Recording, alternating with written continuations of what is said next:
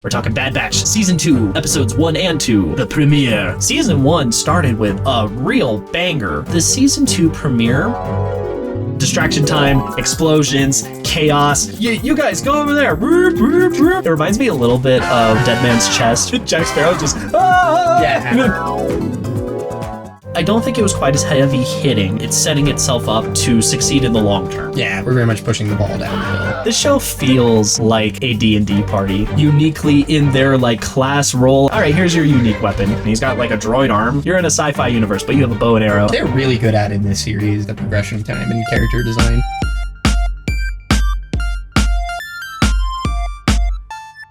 Hello everyone, welcome to Narratives and Nonsense. We are friends talking about random and recent stories, newsworthy or otherwise. I'm Jordan. I'm Connor. That boy. We have some Star Wars stuff. I got on a Star Wars shirt. We're talking about Bad Batch today, the Season 2 premiere, and then we've got some random news and holidays from this last week. But just jumping right into it, Connor, how was your week? Well, it was pretty good. We had New Year's this weekend, so I had Monday off. We had a nice little party. Good. We got so schmammered, we forgot to drink our champagne. Played some Red Dragon Inn. We did. Just hung out and hosted.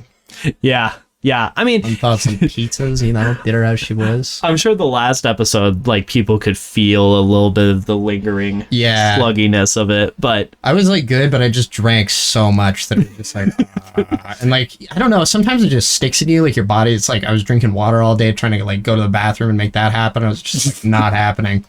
Yeah. So, plus, we were up pretty late too, because I don't think I fell asleep until I think 4. you and I went to bed. I think we 2:33, something like 3 that. When I went upstairs and when we went upstairs. Yeah. But other than that, did some climbing, pushing my grade a little further, so that was nice. Just randomly did 3 problems I didn't even have the gradual process work on, so that was really good. Yay, blame. And other than that, it's just 4 days of work. It's been pretty slow, so.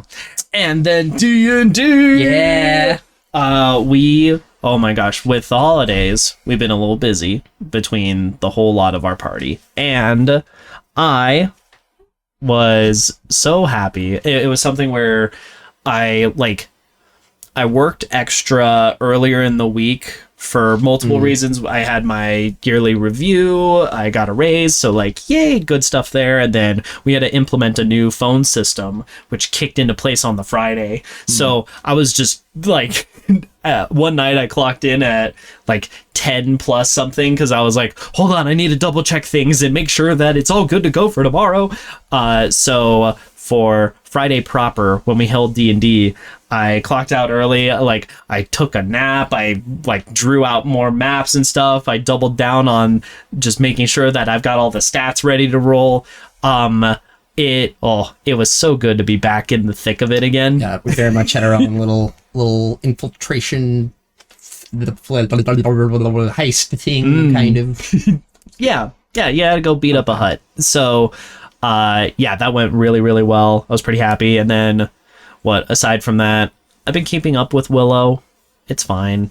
It's episode 7. Next week is the finale. And I don't think it's as bad as the initial reactions that we saw when we went and reviewed that, it's forever. Not really soaring off, though. Yeah, it's not gripping me. I would say the latest episode is probably my favorite, and it's a travel and get ready to punch the bad guy montage. Plus some character moment stuff things, but the final climactic encounter that's been set up / twist, I don't think enough time was spent for it, so I'm not really interested. Yeah. So we'll see if that changes with the finale, but right now I'm not holding my breath. I also watched Severance, which is an Apple show original, whatever. Holy crap, it's so good. It's about dude goes to I say dude. Many people go to work at this super conglomerate tech company kind of thing. And they go under a severance procedure where it splits their memory into 2 pieces. One memory personality is outside of work, knows mom and dad, knows their whole childhood, and the other one is their work personality, does not know where they came from, who they were outside of work. It's almost as if they are trapped in a work purgatory. And it's a thriller, it's a mystery, it's kind of dystopian. It's so good. I love it a lot. So yeah, that was my last week. Otherwise, for the coming week, for weather stuff, it's 40s to 50s. It might snow on Wednesday. Good old cold weather. Woo! What's funny is it's like it'll snow, but it'll still be 40s and 50s. Drive to work. Yeah, there you go. Please don't make me. But yeah, going into like the good news from this last week, one that was really cool was there was a story about a cat that went missing for 6 years. It was just recently found. The now 13-year-old cat Lily originally was living in Sacramento, and it was something where last month they managed to find this stray, and they pinned down the owner with the microchip because she got one implanted or whatever. Yeah. It was just one of those things where it was an indoor-outdoor cat, and it just never came back. And the owner like adopted her as a kitten when she was 16, and like called and looked and kept up with things. And they've since moved to a completely different address, but when they reunited, it's just like, yeah, no, it's the same cat. Like purring, belly up, just love, all affection, all that jazz. So that was very nice and heartwarming. Next thing, as far as like bigger scale story stuff, which is fun, the FCC can now put a cap on the cost for prison calls. Before, it was something where, and we've been following this for a minute because it's been in the works. It just finally got signed by Biden into law.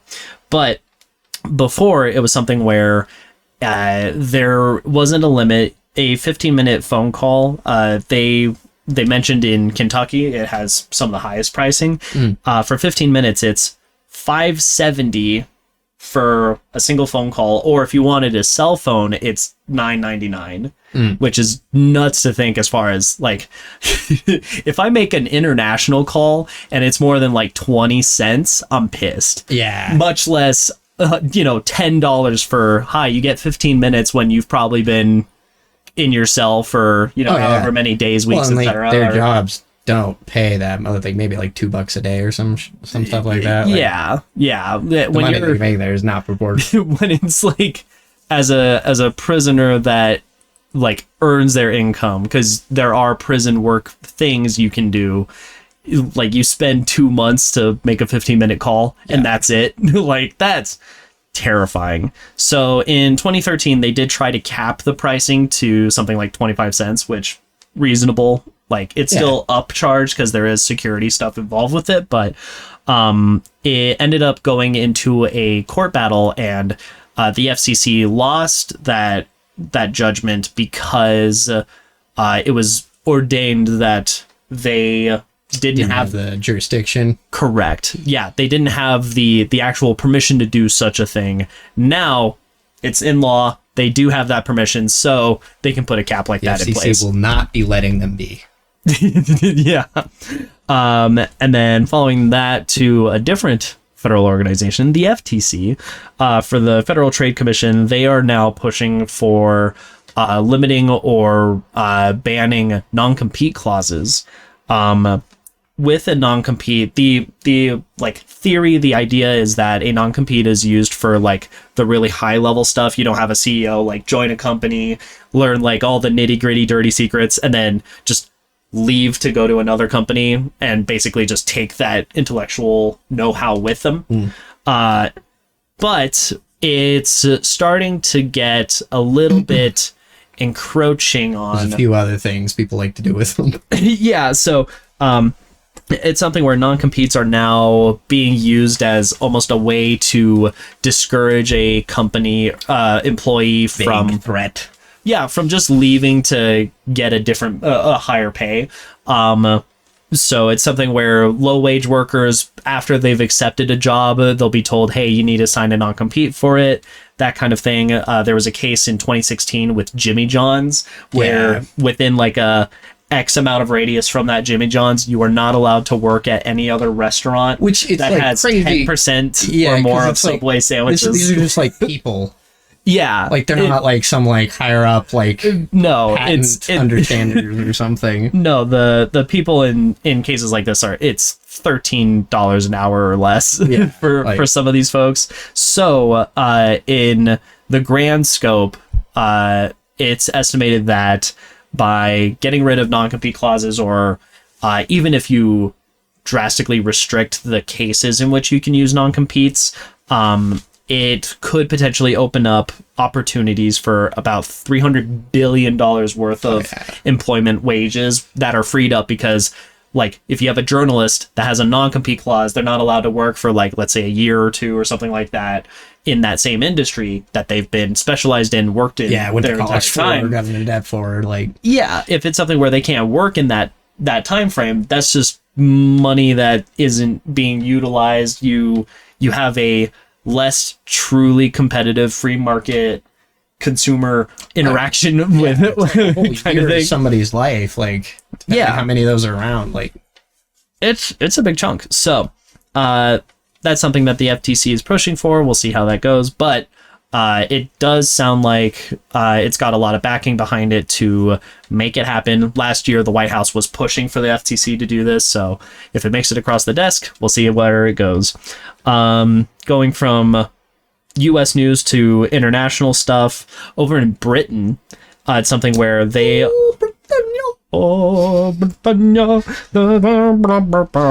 they are currently providing free courses for any Afghan women that wish to partake. This last month, it was something where the Taliban ended up banning women from universities, and it's meant to be implemented ASAP. It's something where there's dozens of universities that are thought to go out of business because a lot of the women just are no longer allowed to go. Half their possible clientele. Yeah. I mean, it's in the dozens of thousands of people that are no longer students attending, and in Britain's case, it's something where there's about 20 plus universities that are working together with. There's this program called Future Learn. It's like an online course curriculum thing. Nice. Yeah, so if they have internet access, they're able to take the courses. To get out there. Yeah, and it's 1,200 courses plus that are being offered. So they still have access to higher level education. It is acknowledged that there are other barriers to entry with it. Totally. You know, if it's a lingual thing, if it's a high internet, you need to have a reliable source of internet. What you're doing. There might be cultural barriers, that kind of stuff. But at the very least, it's like, okay, having access to a computer could be hard enough. Yep, exactly. So that's something where they're like, it's not a perfect solution, but we need to make sure that they at least know that we're pushing it. It's one of those things, though. It's like, once you understand the problems, then maybe they can look at that next. Yeah. And adding to that, it's kind of a measure of the world as a whole trying to acknowledge, hi, we still recognize you're there, even though like US pulled out and a lot of international aid pulled out with it. It's still acknowledging, like, Taliban, you're not just like hanging out in a corner doing whatever you want, because a lot of different countries are still like, hey, stop that. So yeah, a little bit of a pushback. Going from that to Spain. So the EU, we've been talking about how they're pushing against single-use plastics. Part of that got doubled down on, I'll say. It's something where with single-use plastics, tobacco companies are having to like readdress how they do business in the EU, but Spain is pushing even harder on tobacco in that they are trying to push the cost onto tobacco companies for the cleanup and waste of discarded cigarettes. One immediate thing that has gone into effect is they have to remind consumers, like they are obligated to let them know, hey, you need to dispose of this properly. You can't just like throw it off the wayside in a public setting or something like that. It's still TBD on how they're going to more directly, like monetarily, get involved in that process. Right now, it's estimated that it's like 12 to 25 euros per person per year is spent for just cleaning up cigarette butts, basically. Which are nasty. Yeah, and it's very quick to just suddenly have a whole bunch of them if nobody's policing it. One way they've tried to like reduce that, they have literally like over 100 beaches that they've labeled smoke free. So that's a good you one. Can't smoke there. Done. Easy.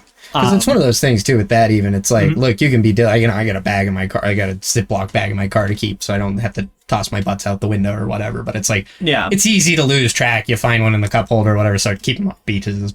Yeah. Following that, it's something where with discarded cigarettes, unlike plastic, which it gets into the system and it can cause damage, but it has to physically like really be there. Yeah. With something like a cigarette, it likes to seep out toxic things. It doesn't biodegrade very well. It takes like 10 years, and then as it does, it's just releasing a bunch of toxicity. Nasty tar and everything that's in there. Yeah, and it's been labeled as potentially being even more hazardous for marine environment concerns compared to plastics because of that kind of oozing factor. Spain and stuff, with a lot of water around that. With the Atlantic, there's a lot. I mean, we were talking about the beaches they've got. There's tons of coastal places in Spain, so lots of big strides. It also sounds like Ireland is pushing for a similar kind of legislative action against tobacco, cigarette cleanup stuff, whatnot, what have you, for 2024. So we'll keep an eye out on that. And then the last like environmental news thing that was pretty cool, over in Assam, India, it's a very far corner section of India, there has not been any rhino poaching in this last year. This is the first time there's been a year without any reported poaching in 45 years. That is, like since my parents have basically been alive, there's been poaching every single year consistently. And for like stat stuff, it's well over like 100 plus rhinos in the last 2 decades. So 2000 to today, 2000 the year to today. And then with that, it's reported, because you can poach rhino horns, for example, without necessarily killing them. But in 2020 and 2021, there were at least 2 confirmed rhino deaths, which, we're trying to keep the rhinos alive. They're endangered, etc. With this last year, however, what's really changed is June of 21, they put together a task force of like 22 officials. They're getting like CCTV cameras and the like, so they're keeping a closer watch and they're working much more in tandem.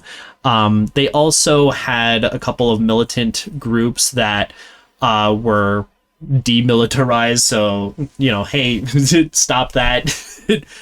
They no longer have weaponry, so that's been attributed to helping reduce access to poaching methods, because if you have underhanded dealings happening, they have more access to get what they need to go and poach the animal.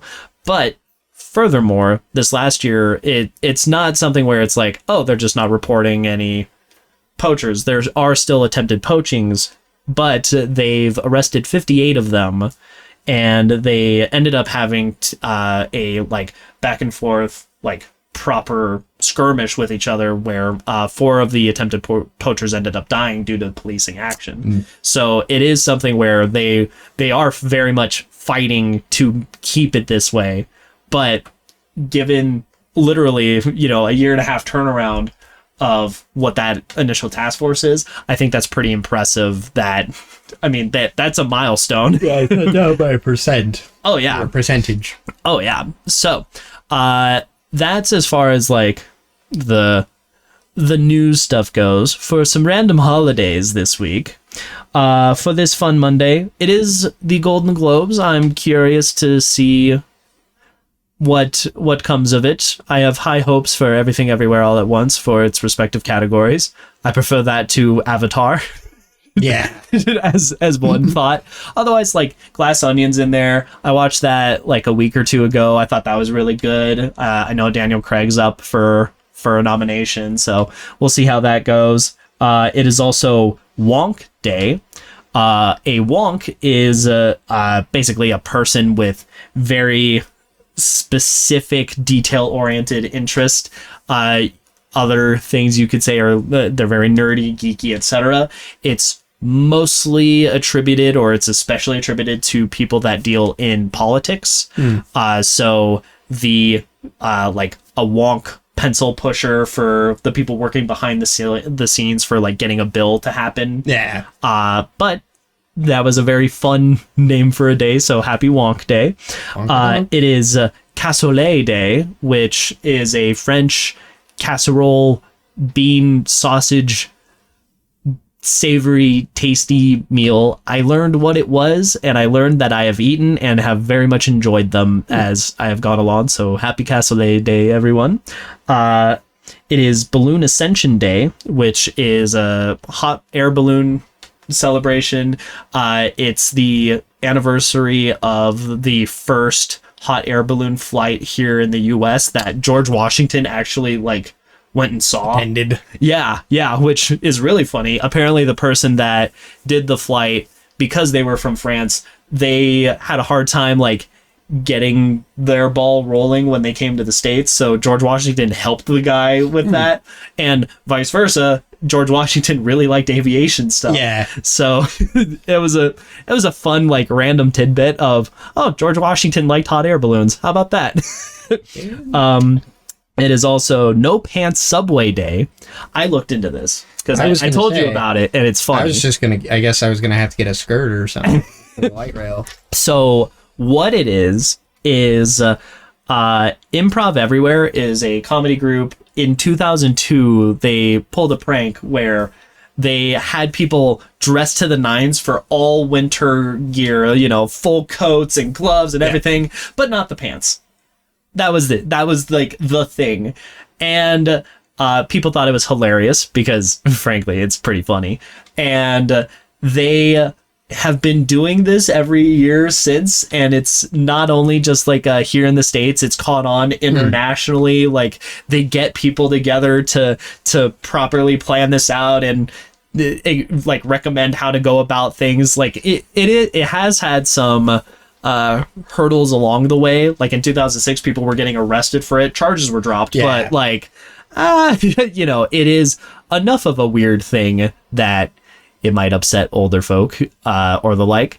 But since then, they've added like fun ways of making sure people are aware that it's a prank. Like if you have really bright colored, the example they had was the ripped my pants SpongeBob boxers, for example, just as a way to make it funny. And if people ask about it, you're supposed to say that either you forgot your pants or say something along the lines of, they were uncomfortable. Which, again, it's a no harm, really done, silly, fun prank. I love it. 10 out of 10. So there you go. It's No Pants Subway Day. And then finally, it is Coming of Age Day in Japan. I was looking into this. It's something that's been around for literally thousands of years. I think they said the earliest records are somewhere between like the 500s to 700s kind of thing. Like it's been around for a while. And in more recent times, the official coming of age, like you have reached adulthood set day, year, what have you, in Japan is 20 years old. So for any 20-year-olds, congrats, you can celebrate with coming of age day. I am not going to even bother trying to pronounce what the Japanese word for it is because I got no clue. But yeah, that's the holiday stuff. Now, the meat and taters. We're talking Bad Batch Season 2, Episodes 1 and 2, the premiere.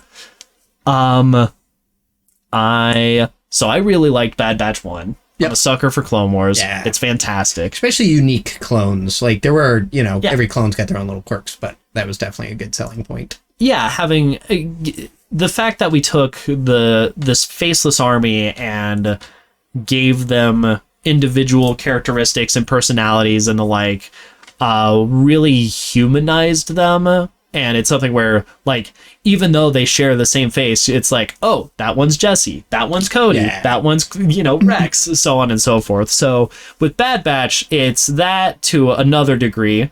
They all share the same voice of D. Bradley Baker. Bless that had man. to be like the role to hit, Like, man, that has paid Hi, you some are dividends. every single clone ever, basically.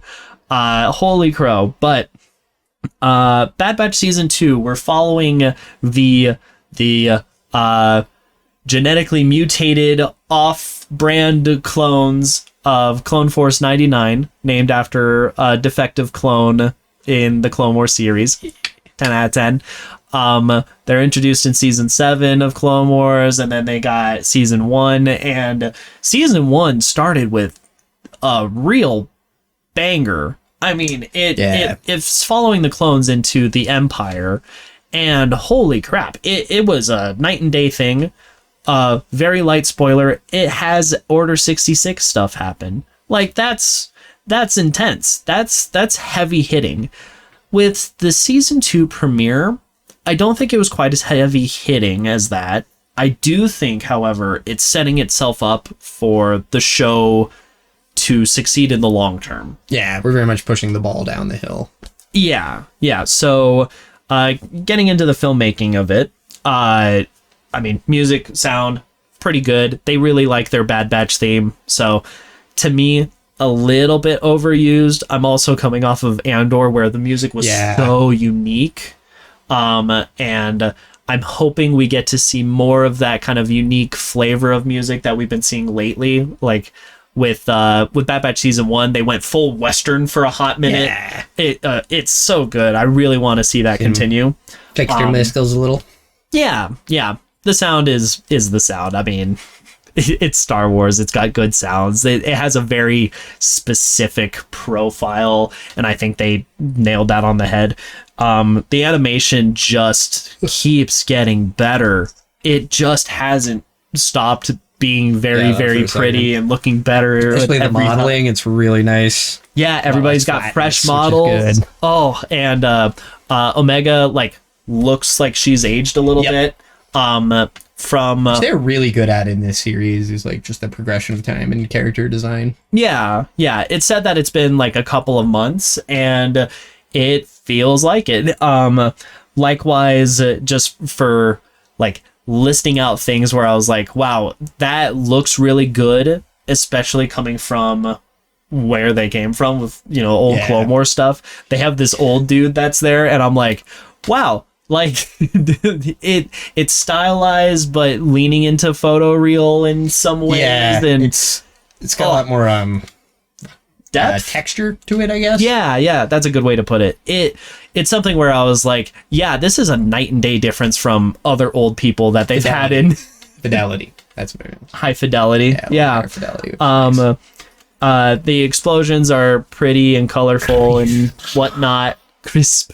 The locations, I mean, the locale looks great. I don't think that they went too crazy on the locations. We're revisiting some places that we've been to before, but even then, one of the things that they kind of have is their sanctuary hub in Season 1 is they go to Ord Mantell a lot. And even then, I had a night and day difference just going, ooh, look at the architecture. Ooh, reflections, me gusta. It was fantastic. Going from that, cinematography I think was stock standard. There's a couple of pans that I was like, ooh, they did a fun thing here, but otherwise I think it was pretty one for one. Any weird tracking shots or Dutch angles no, and I don't think they really need to. It is an animated show, and there's going to be a lot of this. I mean, this is a 16 episode series compared to, I mean, what, Willow is 8 and Andor was 12, if if I recall correctly. Yeah, because it's 3-episode arcs. Like, you're stretching it a little bit more, but I think that a lot of that focus is probably best spent on the story that they're telling. And I think with this episode, they are putting more emphasis on the development of the individual characters compared to season 1, where it was a very structural, organizational conversation. That I think that's like the big vibe difference between the two. I'd also compare the first 2 episodes of this being more akin to the first 2 episodes of Andor, while with Andor, the 3rd episode is when things like exploded, hit the fan, etc. With the first episodes of Bad Batch season 1 or of Mandalorian season 1 and season 2, those like punched, hit the ground running kind of thing. And I'm interested to see how the show either changes gears or bounces between arcs or plots. It does feel like this is a self-enclosed duology at the moment, but there could be the case that, like Andor, that 3rd episode comes in and things go crazy and suddenly the stakes are way higher.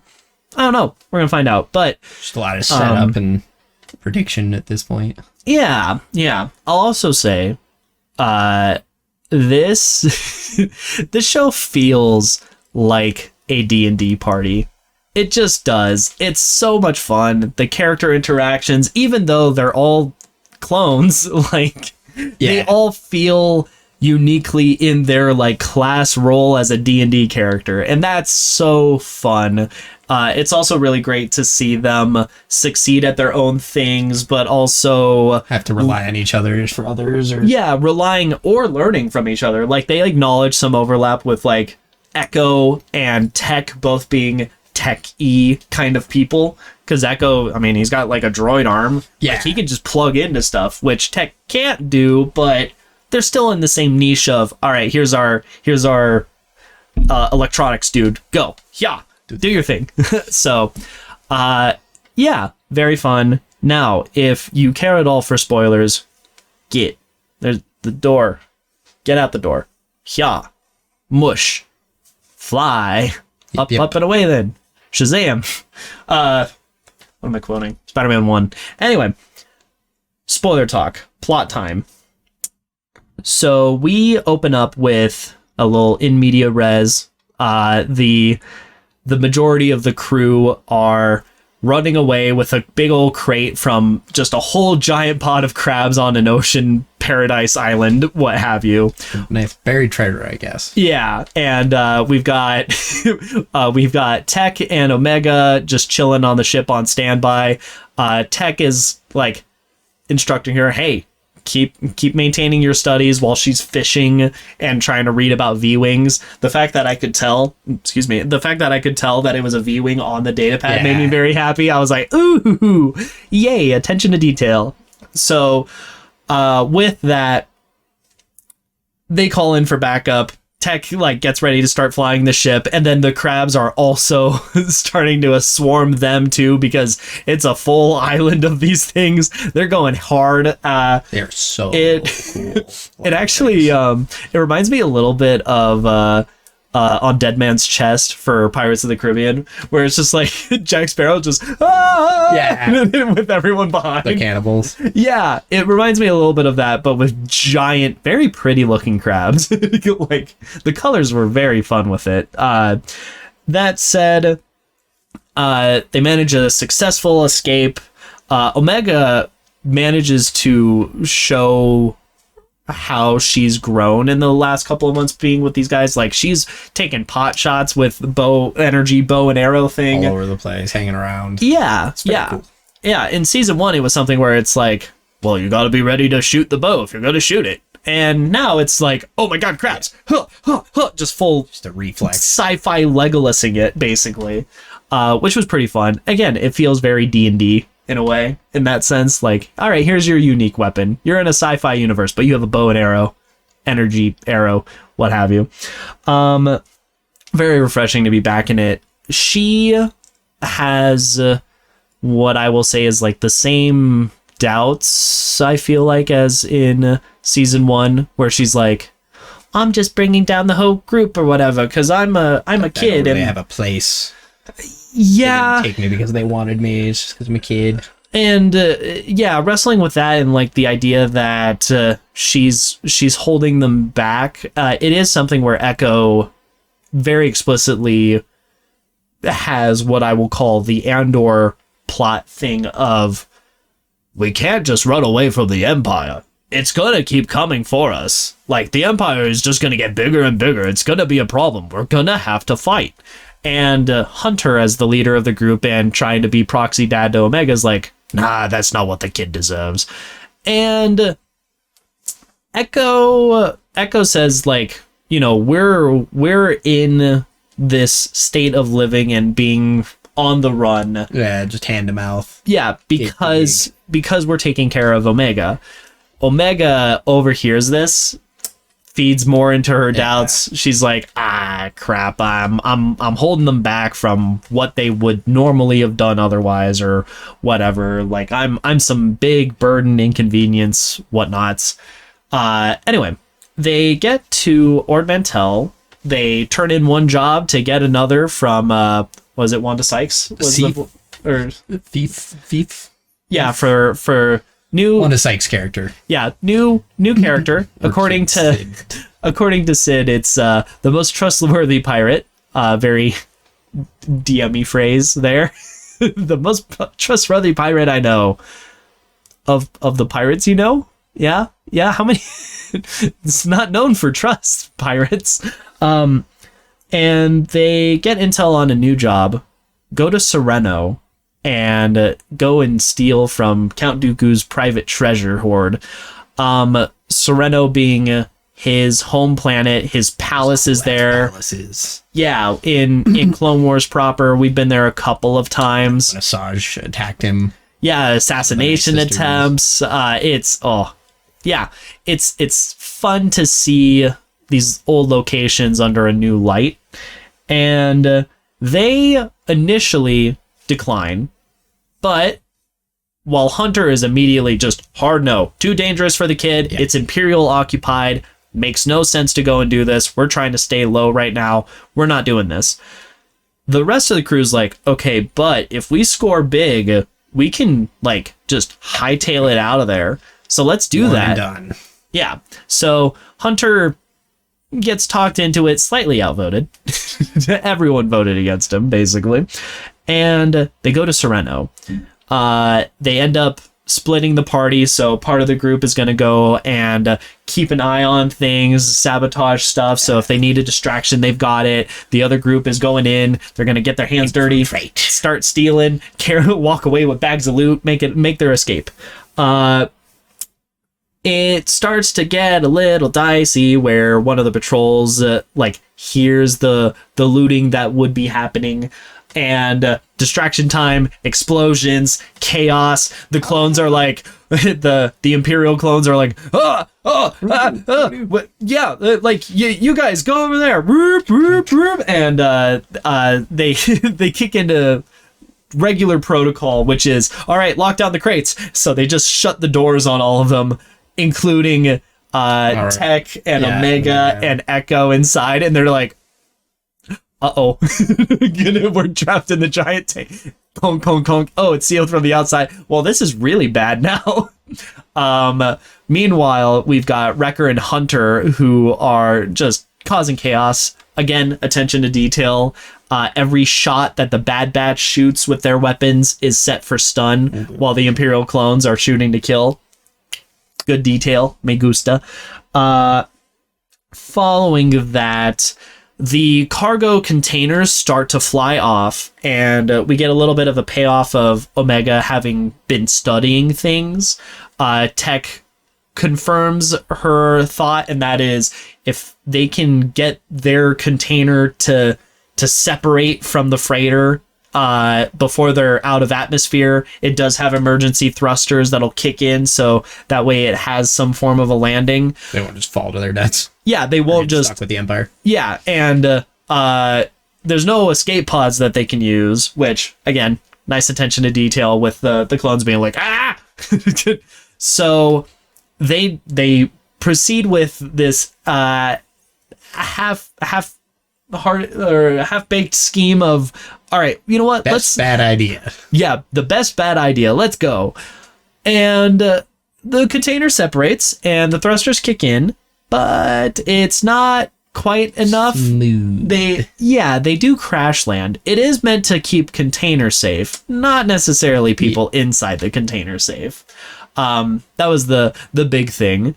They end up making it to the edge of a cliffside, and they start like clambering out, and Echo and Omega are fine, and Tech's a little bit further behind. It falls off the cliff onto a separate section of cliff, but it's shifted vertically, and one of the containers lands on Tech's leg. I was like, holy crap, because again, this is meant to be animated kids show. So having that happen, I was intrigued. I leaned in a little bit more. Following, Tech confirms that he's broken his leg in some way. I think it was his femur, is what he explicitly says. Yeah, which it's like, it's one of the most painful bone breaks that you can have. It's said that other than childbirth, it is like the highest threshold of pain a human can endure kind of thing. So the fact that he's like limping away might have to do with... Clones are built different. Especially these ones. Like, credit to the Kaminoans. They made soldiers that can take a hit. Dang. So he's limping away. They end up coming across in... some time has passed. It's in the dark of the night.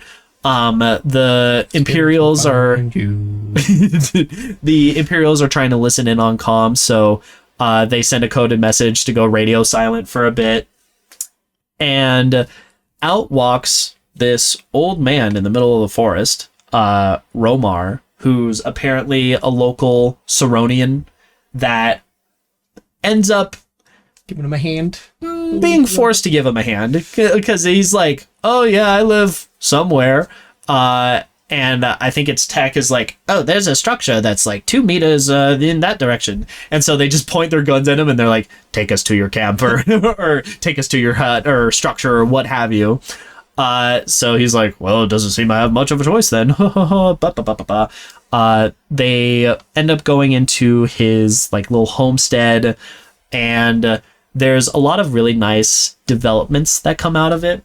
One is Omega grew up as an offshoot clone on Kamino, so she is not really like done toy type stuff, and he ends up childhood. Yeah, and he ends up giving her, you know, in Saronian culture, there's basically like a little kaleidoscope viewer. She's like, oh my gosh, these are all crystals. And he's like, nah, it's just reflective glass. Like, it looks pretty and it's cool and it's part of our culture. That's neat. Just, yeah, hang on to being a kid, my friend. Likewise, he's got this big ol' like tech data vault thing that he pulls out, and Tech's like, it's full of separatist intel. And he's like, no. It's full of Saronian intel. It was ours. We were here before the separatist movement happened. You have to realize this. And he's like, you know, I never really thought about that. We were trained to fight the separatists, and like we were born to do that. Like, we have known separatists as being separatists this entire time. Yeah, the separatists aren't really a thing now. Who were the people before then, and what are they after it? It raises like extra perspectives, and it's cool to see not only Tech acknowledging it, but just being totally open to it too. Yeah, which is a fun one. Yep. It's fun to peel back the propaganda facade or whatever and see it's like, these are just people. There's people on both sides. The other thing that's really nice with it is the kind of parallels and questions that are raised of, look, whatever Dooku's fortune is cursed. Don't touch it. And they're like, what? What do you mean it's cursed? Yeah. And he responds, Dooku's crusade has brought nothing but misery to this planet. He didn't just exploit other worlds. He exploited his own people. And frankly, we don't want any part of the treasure. They offer to get the treasure and give it back to the people, and they're like, no. Romar's absolutely against it. He's like, no, we don't want anything to do with it. It sucks anyway. It's just all around a bad situation. Let's just be done with it. Money. Basically, yeah. So, lots of interesting stuff. Outside of this, we have Wrecker and Hunter, who are kind of playing a little bit of cat and mouse with the Imperial clones that are following after. It leads to a really fun scene where we get Wrecker development, which I didn't expect to have. Like last time, a lot of the development for Wrecker is he might have a chip and it might be a problem causer. And that was kind of the extent. Otherwise, big lovable teddy bear punch, huh? And that's the extent. This go around, they end up seeing separatist tanks that are all beat up, dismantled, etc., scrapped condition, and he gets an idea. He's so excited about it. He rushes over. Hunter's giving him cover as clones are shooting at him, and he just starts going full tech mode. Tech and arrow on it. Yeah, and so starts plugging in batteries, and now he's got a portable tank round cannon. Just doing the full it's the AAT cannon animation and everything. Boom, just starts lobbing launches at all of the enemy clones while Hunter's still stunning. It was really cool to see that Wrecker either has picked up something from tech or is familiar enough with the weaponry that he can do this on the fly. Kind of figured it out through osmosis or something. Yeah, he's a tank that isn't just brawn. He does still have brain. He's still trained. He's still militantly competent. Just works in its own way. Yeah. So, with that, they chase off the clones. He ends up taking down a V-Wing with the cannon, which is just even better. All the V-Wings are using TIE fighter sounds, which is... Yeah, right. Again, attention to detail, really nerdy stuff. V-Wings are made by Sinar Fleet Systems, same company that makes TIE fighters later. Bueno. So... They're technically, better than TIE fighters in some ways, because they're not made to be as cheap and expendable. TIEs could probably fly and maneuver a lot quicker, but they don't have quite the... Either way. Yeah. Before we hit the weeds. A lot of the expanded universe stuff. It's weird Don't say that. No. It's weird that they're... This is the Star Wars I grew up with. It's weird that they're bombers in Battlefront 2, because they are meant to be interceptors. V-Wings. So, anyway. With all of that, they end up pinning down the location of the larger crate container.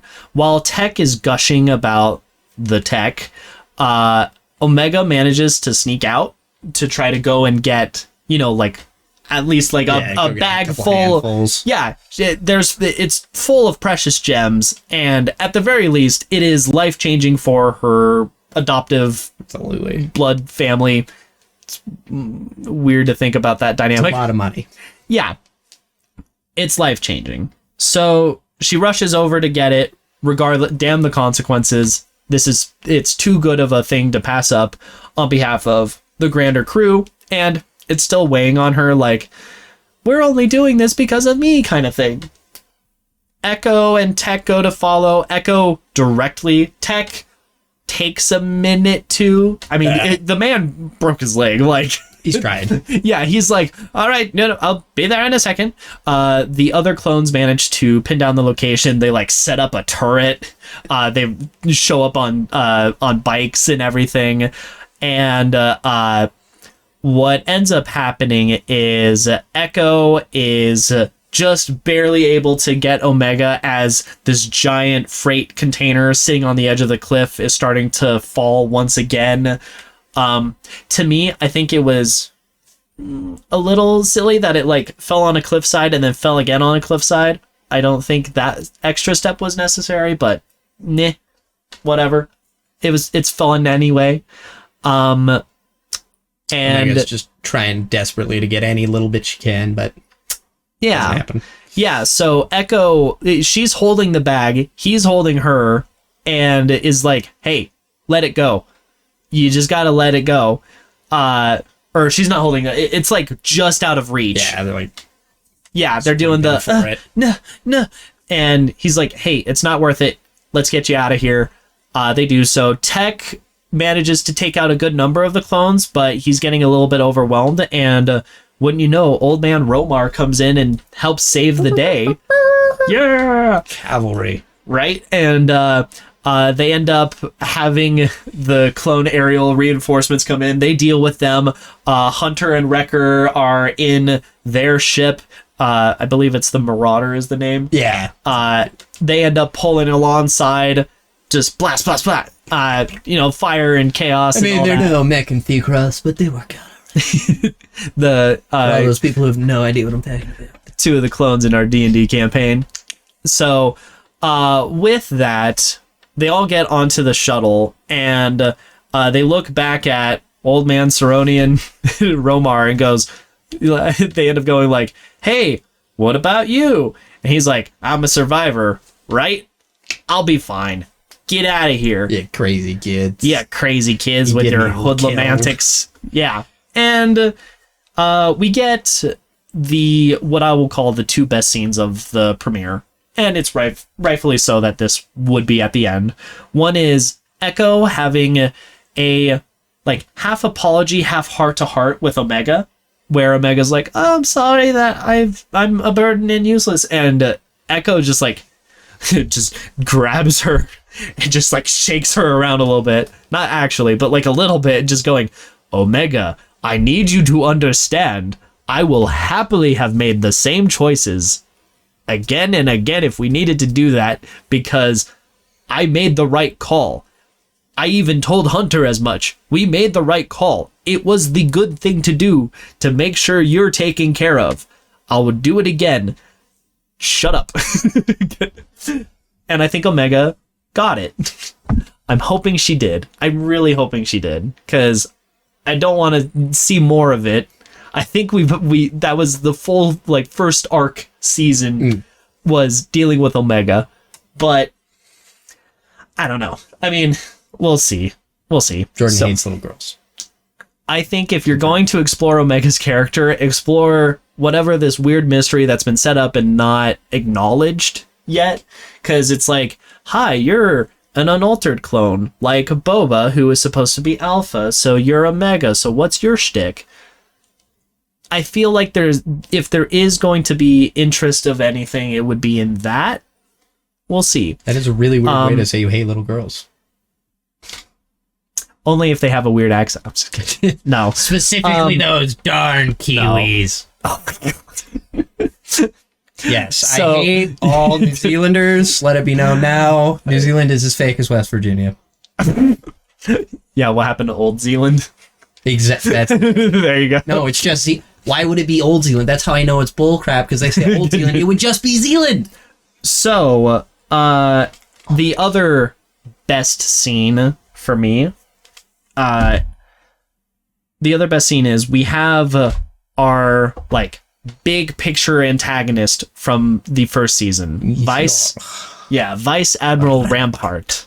He shows up on Sereno. He gets his, report from the clone captain that was in charge there. And the clone is told, "Excellent reporting and details and whatnot. I'm not here about the botched extraction of wealth from Dooku's palace." And he's like, "What? I'm I'm here because there was a discrepancy in your report. And he's like, what discrepancy? What the hell are you talking about? You said the Bad Batch is here, and that's impossible. The Bad Batch died on Camino. I blasted Camino to bits. And the clone's like, well, I have multiple visual confirmations of 2 of them. Whatever intel you're working off of, they're definitely alive. And the guy goes, interesting. Well, we can't have Tarkin find out about this, because if Tarkin finds out about this, then it's going to be my neck, because I was supposed to deal with them. So we're going to submit a new report and just exclude any mentions of the Bad Batch. And the clone goes, I can't falsify a report like that. I can't do that. And the guy goes, well, I can. Pew! He flies, very dramatic style. He's on like a cliff edge. He falls off after being shot. I also really love the fact that Admiral holds the gun to him and the clone starts to move. Yeah. Like to try to stop it. I really like, again, attention to detail. Me gusta. And I think that is hopefully very indicative of what will be the primary problem for the rest of the season. The driving force. The driving force. Pushing them forward. Yeah, is we have Vice Admiral Rampart, who is aware Bad Batch is still alive. For big picture stuff, I love the continued theme, the continued idea of Imperial corruption contrasted against the clone kind of rigidity and very truly militant effectiveness. Like they do things by the book, and the Empire is saying, yeah, by the book's nice, but hear me out. What if we went off the book? Ha! That's something that I really liked. It's also really cool that that's a little bit reflective of some of the stuff that happens in Andor with the Imperial Security Bureau. Is they're the people that are very by the book, do everything as rigidly expressly stated, and the people that are succeeding within the Empire are the ones that are like, yeah, I'm just gonna bend the rules or break the rules or find the loopholes around the rules to get what needs to get done. Yeah. So that was something that's really cool to see happen in this. Likewise, the ever expansive idea of everybody is trying to just like get away from the Empire. They're just like, look, if we get far enough out of here, if we get enough money and we just leave, maybe we just won't have to deal with it. And a lot of the more realistic expectations for some of the characters are, we can't just leave. That's not really an option. We'll just keep expanding. Yeah. So, and that's primarily Echo's thing. I would say, honestly, it takes all of Andor for Andor to really learn that. And with this, Echo's on top of it. Like, he's acknowledging it from the get-go. And that might be because he's a soldier. I think that extra insight of, no, there's no enemy. They can just keep going is pretty interesting. It's also funny to see like the crime world bracing for that impact too, because Sid's like, yeah, I'm just looking to get enough money to retire because I'm gonna not have to work on Ord Mantell once they get here, so all I got. That's all I got. And then for other things, I really enjoy them playing a lot of stuff with like the clones still having a lot of like when they're going to get this chest. Actually, Echo's like, well, I mean, aren't we doing the same thing that Dooku was doing? Yeah, by exploiting this world. Yeah, are we just, they held up Ramar and all this stuff, so it's like, are we just as bad or whatever? So that kind of that setting and that like solidifying their kind of need to be better. Yeah, and them learning to separate themselves off from what the Republican Empire was, where it's not just we're going to use these resources to better ourselves as individuals or whatever. The idea of like self-justification, well, it's about how you use it kind of thing. It's no, we need to acknowledge we're in this together. That stuff doesn't matter quite as much. And also the kind of nice parallel of we're focused on the mission, and the old guy Romar calling out like, oh, if you're just in it for a mission, then maybe you're not so different from the rest of those clones, because that's their shtick. They're doing. They're doing the mission. So Just following orders. yeah. So that was interesting. It's also kind of fun to see in the same way where they're using the using those resources in a justified way for like fighting against corruption or that kind of thing. In Tales of the Jedi, Dooku has this whole arc that we get to see of him slowly losing more and more faith with how the Republic and Jedi Council works, because it's been a very exploitative relationship with the different worlds he goes to.